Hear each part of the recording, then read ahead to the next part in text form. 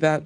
Again, for the Working Families Party, the thing that we're going to do is we're going to obsess, and this is something that we said not just like after the loss, we said this in the months before the loss and years before the loss, obsess with the concerns of everyday working people and tell a story that is both true in our work and also rhetorically true about who the villains are, right? So when people are experiencing this crisis of affordability that is real in people's lives, right? Especially around housing, right? We name names and say who the villains are. And as political parties and organizations and politicians, it's your job to say who the heroes are, the working people, and who you're willing to fight for and willing to fight against. Yeah, it's interesting. As I understand it, Working Families Party is especially big in New York. New York is also the single largest state that swung to Donald Trump in this election. I think some 11% swing from 2020 towards the Republicans. So if you're thinking about what that looks like, what does a response to the shifts in Long Island and all across New York, including actually even in Manhattan, in the Bronx, everywhere, urban, rural, et cetera, there was a major increase for Donald Trump. How can you win those people back? I mean, 11% in a single 4-year period in a blue state is shocking. It's absolutely shocking. And New Jersey was number 2, which is even crazier. So I think in our analysis, what's required is a lot of nuance, and it also requires us to actually look at each state. So I'm from New York. I actually grew up in one of the working class suburbs that you're referring to that swung last election, swung from red to blue, and in this election actually swung back. Right? So you talk about New York, but like when we kind of look at the data, the Working Families Party worked with folks in labor unions and folks in different organizations over the past 2 years in New York specifically on a project called Battleground New York that was successful, despite those swings, successful in a number of congressional districts to swing from red to blue. So the thing that I'm curious about in New York, where that's the top line story, in the nation where we unfortunately came together but didn't get the outcome that we wanted, what can we learn from the swings that happened in the neighborhood that I grew up in, that I returned to during COVID, the block that I live on, right? So there's data points. Or in Connecticut, where the Working Families Party had a great election day, right? Interesting. Right? Where many of our working class candidates in purple districts in this election flipped those districts from red to blue. What can we learn about that? What kind of races are these? Can you describe what kind of races? So, I mean, these are races where our candidates are teachers, are labor unionists, are regular working people, right?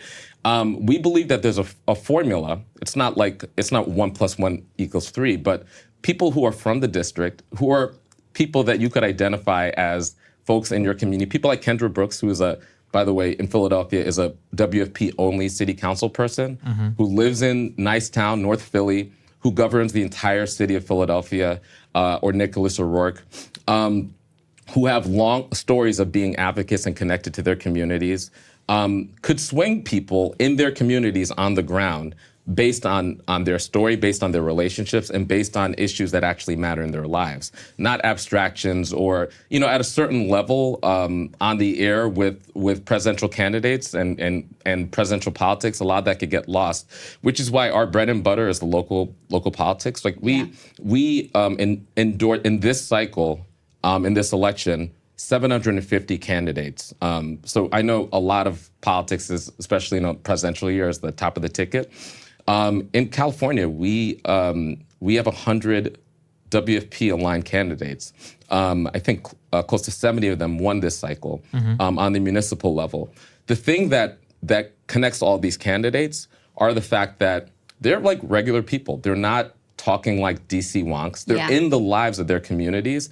And on that level, on the city council level, on the county level, you're able to like swing people based on the issues that matter to them. Like, I'll just give an example, housing, which is something I come back to over and over again. So in Philadelphia, for example, we were able to, the Working Families Party, through Kendra Brooks, pass a eviction diversion, permanent eviction diversion piece of legislation. that started in COVID. We made it permanent. And in Philadelphia, there's a 41% decrease in evictions, right? That's keeping real families in their homes. Yeah. Recently, we also passed, through the Working Families Party, a bill that prevents realtors from using AI and algorithms in order to artificially increase people's rentals. This is groundbreaking legislation.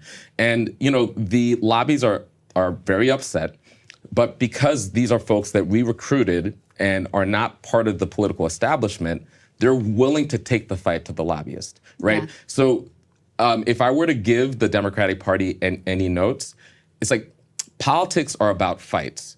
Who is the Democratic Party willing to take the fight to? And so I could tell you who the Working Families Party is willing to take the fight to. And we have results, even in this election, where we came together and we joined the United Front and we lost at the top of the ticket. We have a lot of notes about how we might be able to rebuild on the grassroots level. So you all are taking strays in the pages of the New York Times. Adam Gentleson, who was chief of staff to John Fetterman, I think previously worked for Harry Reid, is blaming interest groups such as the Working Families Party for pushing Kamala Harris too far left. They write in that article, the same year, a coalition of groups, including the Sunrise Movement and the Working Families Party, demanded all Democrats running for president embrace decriminalizing border crossings. This is with regard to back in 2020. You know, what's your response to that? The idea that Working Families Party and other sort of left-aligned groups have pulled candidates like Kamala Harris too far left and put them out of step with the working class? Well, this was a presidential election where VP Harris's campaign raised and spent like $1.5 billion. The super PACs associated with her raised and spent much more than that, billions of dollars. Democratic Party operatives, very senior Democratic Party operatives, led these vehicles. And now some of them, not all of them, some of them are choosing to, in the hours and days and weeks after this electoral loss that they participated in, because we were all part of it, they're choosing to attack relatively small interest groups. I think that this might be an opportunity for reflection. I know that that's what we're doing at the Working Families Party. We're asking questions, we're curious, we're doing a lot of listening, especially to working people. We're in the field right now. We're having both big calls, like we had over 100,000 person mass call that we did 48 hours after the election. We're also doing debriefs in community, and we're getting a lot of people coming in person in those debriefs. Look, when I was at the doors, and I got the shoe leather to prove it, right? I heard a lot of things. Not once did I hear at anybody suggest that what they were concerned with were some of these, some of the issues in the breathless sort of think pieces. And it's kind of ironic we're talking about working people, but the way that some folks are trying to prosecute that argument is in op-eds in the New York Times, right? But True. You know, yeah, but they do kind of have a point, right? I mean, at the end of the day, I mean, I'm not sure what the specifics are, but if that's a position that you're pushing, that was a huge reason why she lost. I mean, I was in Pennsylvania. I saw that they-them ad play all day long. I saw immigration play all day long. Maybe in North Philly, it's not the same, although there were a lot of, urban communities in Philadelphia, as I understand it, that moved to the right. Puerto Ricans, namely the most. I think immigration probably had something to do with that. So, I mean, I don't think Adam is 100% wrong. So I think your point is correct. That these super PACs and all these people are full to blame. But, you know, if you're pushing candidates to embrace these positions, that's a problem. I would never say anybody that is attempting to figure out the wreckage of this election is 100% wrong, and that there aren't many factors that might lead to it. And I would never argue that a particular ad or a particular ad wouldn't be effective or not. But I think in some ways the level of analysis is too low, right? Again, like I mentioned at the top of this conversation, this is a moment where incumbent parties around the world are being rejected by but immigration's a big part of that story too. Don't you think so? A lot of factors are a big part. You mentioned New York. Yeah. I think you can't talk about New York without talking about the fact that Eric Adams basically ran and governed every single day based on the premise that New York was a hellhole and that immigrants were somehow in a very binary